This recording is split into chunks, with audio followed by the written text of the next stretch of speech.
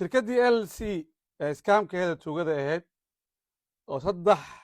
asbuuc dadkeeda aan lacag siinin ku jiray oo maal gashaday Soomaalidu u badnaayeen maamulayaashooda ayaa soo hadlay waxay dhaheen lacagtii dib ayaan u bilaabaynaa oon dadkan u siinaynaa laakiin waa inay mar kale bixiyaan verification fee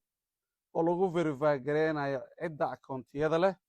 si qaladaadkii dhacaan u saxno kabacdii lacagta ayaan dadka siin doonaa oo processkii caadiga ahaa dadka lacagta lagu siinaa asbuuc walba ayaa bilaabanaya waxay dhaheen ciddii aan verification fee bixinin August 6 2025 ayaan accountiga LSC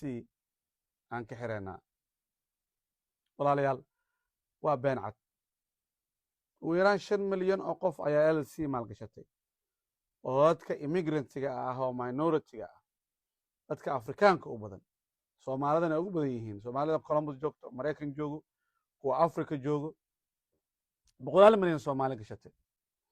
shirkadda hadda iskuur ma kirayso Shiinahana Hong Kong xafiisku ma laha mana kirayso scam been ayay ahayd dhowr bilood ka horna waa idiin sheegnay oo waxaanu idin niri shirkaddan markii la baaro wax xafiisa iyo wax dada iyo waxay leedahay ma laha balse dad badan iska aamin waa lacagihii faaraxay lacag u soo dhacaan xaliimay lacag u soo dhacdaa xaliima lacag ka sameysay faarax lacag ka sameeyay ay dadkii ku galeen lacag badan hanti badanna Soomaalidu waa u dhuntay ku maalgashadeen laakiin 3 asbuuc la soo dhaafay lacagtii waa joogsatay manisho waxaa yiri beentii iyo Ponzi scheme-kii waa dhamaaday pyramid scheme-kii waa dhamaatay hadda marka managerkooda Francis nin la dhahayaan ayaa yiri soo socda wali lacag hor la keeno verification fee si lacagtiini iyo maalgashigii idinta la idinku fasaxo waxaasaad aaminaysaa ilaahadan kugu dhaarshay lacagtii hore ka taalay ka samir lacag kalena ha maalgashan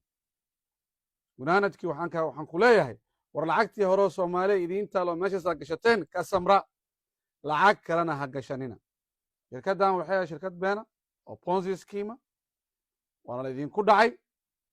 maalkiina hantidiina ku baabayseen idinko iska fiirin ganacsigan ayaad gashanteen maalkiina hadda ka bacdina ka foojignaado ganacsi kale aad galaysaan fiiriya muxuu yahay marunba aqriya ilaahay aqli ayuu idin siiyey iyo garaad ee meel walba ha iskaga yaacina marka walaal lacag verification fee ha bixin taadii horena ka samir waa maxaan faaraxoo idin leh walaalkiin lacagtiina heesta